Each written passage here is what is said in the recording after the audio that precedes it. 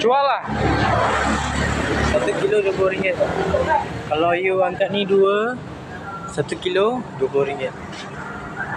1 kilo RM20. Saya jual lah nanti ya. Orang mari saya. You lah beli. Saya beli.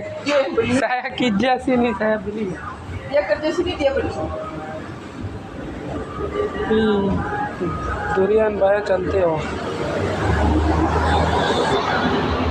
বাংলাদেশের কাঁঠালের মতন এদেশের জাতীয় ফল এটা